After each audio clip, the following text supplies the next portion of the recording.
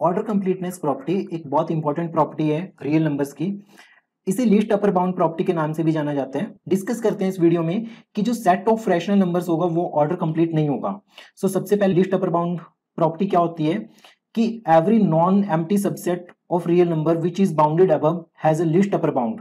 सबसे पहले हम लीस्ट अपर बाउंड प्रॉपर्टी देखते हैं कि क्या है लीस्ट अपर बाउंड प्रॉपर्टी। कि अगर आपके पास कोई भी नॉन एम्प्टी बाउंडेड सबसेट है रियल नंबर का, non empty bounded subset of real number, तीन कंडीशंस है। सबसे पहले नॉन एम्प्टी होना चाहिए, बाउंडेड होना चाहिए, सबसेट ऑफ रियल नंबर होना चाहिए। Then that subset definitely has a least upper bound, definitely has a least upper bound. तो उसका पक्का एक लीस्ट अपर बाउंड होगा। पर हमें यह प्रूफ करना है कि ये प्रॉपर्टी सिर्फ रियल नंबर्स में होल्ड करती है, रैशनल नंबर्स में नहीं होल्ड करती। तो शुरू करते हैं। The set of rational numbers is not order complete, prove that. हमें ये प्रूफ करने की set of rational numbers order complete नहीं है। हम करेंगे क्या, हम एक सेट एस कंसीडर करेंगे पॉजिटिव रियल नंबर्स का, जिसमें कि उन नंबर्स का जो स्क्वायर होगा वो 2 से छोटा होगा। हम फाइनली ये शो करेंगे कि जो उसका लीस्ट अपर बाउंड होगा वो उस सेट में नहीं बिलोंग करेगा, बेसिकली वो रैशनल नंबर से बिलोंग नहीं करेगा। एक सेट एस कंसीडर किया, एस में जो नंबर्स है x such that x belong कर रहे हैं रैशनल नंबर से, और इनका जो स्क्वायर है वो 0 से लेकर 2 के बीच में है, राइट। जो x बिलोंग कर रहे हैं वो रैशनल नंबर से और इनका स्क्वायर 0 से 2 के बीच में है। ये सेट ऑफ रैशनल नंबर्स है।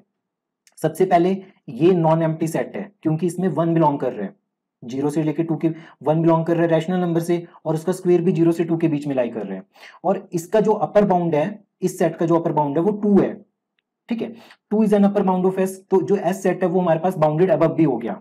तो इसका मतलब हम क्या कह सकते हैं कि S is a non empty subset of rational numbers which is bounded above,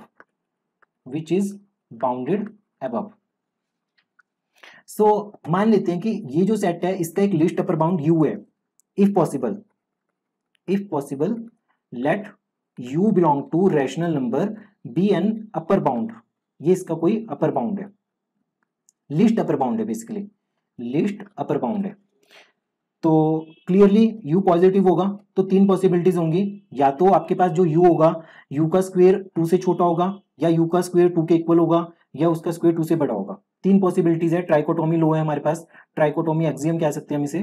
bye trichotomy axiom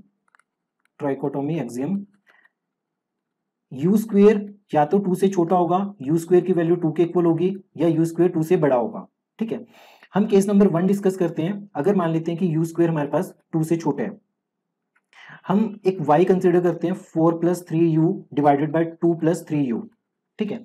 कि y जो है वो s से बिलोंग करते हैं और y जो है वो u से बड़ा है।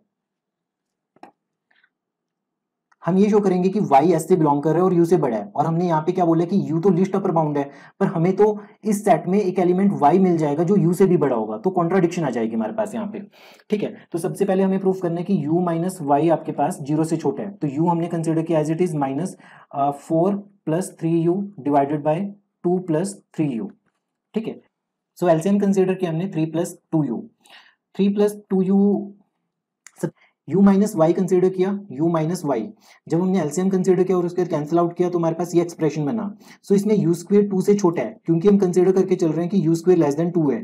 तो ये नंबर आपके पास u स्क्वायर 2 से छोटा होगा तो ये नेगेटिव आ गया, तो ओवरऑल ये नेगेटिव आ गया।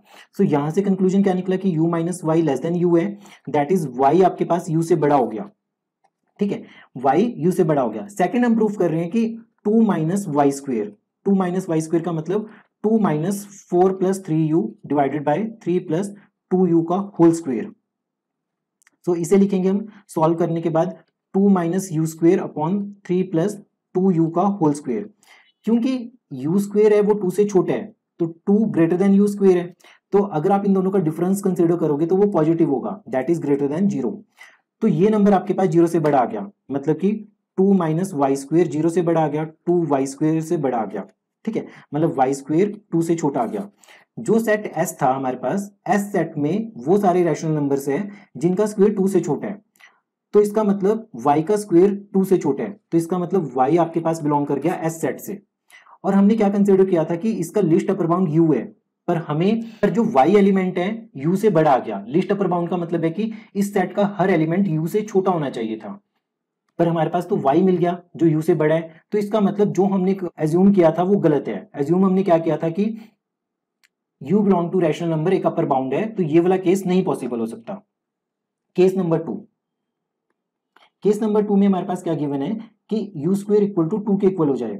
दिस इज नॉट पॉसिबल, क्योंकि किसी भी नंबर का स्क्वायर 2 के इक्वल नहीं हो सकता, क्योंकि आपके पास u बिलोंग कर रहा है रैशनल नंबर से, तो नॉट पॉसिबल। तो ये केस भी आपके पास पॉसिबल नहीं होगा। केस नंबर 3, केस नंबर 3 में हमें देखना है कि अगर u स्क्वायर 2 से बड़ा है, तो जिस तरीके से हमने केस नंबर 1 में डिस्कस किया है, y को हमने डिफाइन किया था 4 + 3u divided bye 3 + 2u।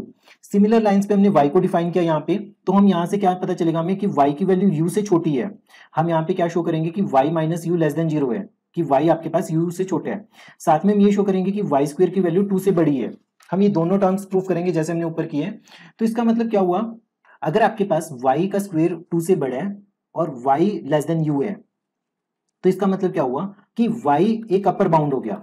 y क्या हो गया, अपर बाउंड हो गया सेट S का। और इसका लिस्ट अपर बाउंड हमने क्या एज्यूम किया हुआ है, इसका लिस्ट अपर बाउंड हमने एज्यूम किया हुआ है वो u के इक्वल है।